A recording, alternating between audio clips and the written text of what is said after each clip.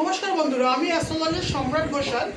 যে কথাটা বলার জন্য আজকে রেকর্ডিংটা করছি, মানে টোটকা না, একটা সম্বন্ধে বলবো।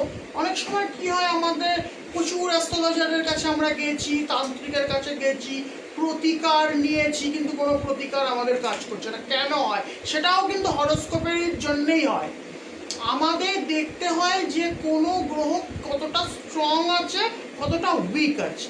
মেনলি আমরা দেখি যে প্রতিবন্ধকতা, কোনো কাজ হচ্ছে না, চাকরি বাকরি হচ্ছে না, ইনকাম হচ্ছে না, প্রচুর এরকম কেস আমাদের আছে।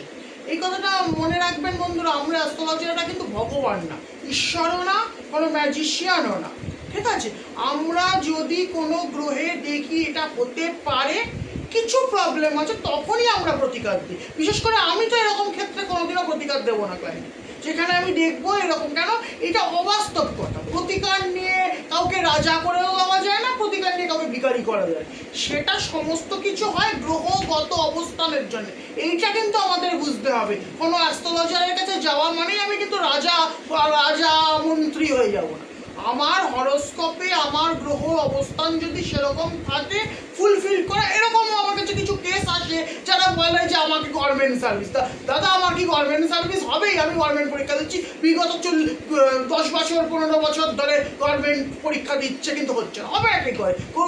তো মানে গভর্নমেন্ট পরীক্ষা দিয়ে, মানে কি বলবো, কাজে যে সফলতা, পরীক্ষায় যে সফলতা হবে, তবেই তো গভর্নমেন্ট সার্ভিস, সরকারি চাকরিতে আমি পাবো।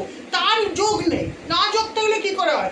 আমরা কখন প্রতিকার করি? আমরা দেখি এটা যোগ আছে, কিছু প্রবলেম আছে, তখনই কিন্তু এটার প্রতিকার করা যায়। এটা কিন্তু সবসময় মাথায় রাখতে হবে। আমরা কখনোই ম্যাজিশিয়ান না, আমরা ঈশ্বর নই। আমরা নমস্কার।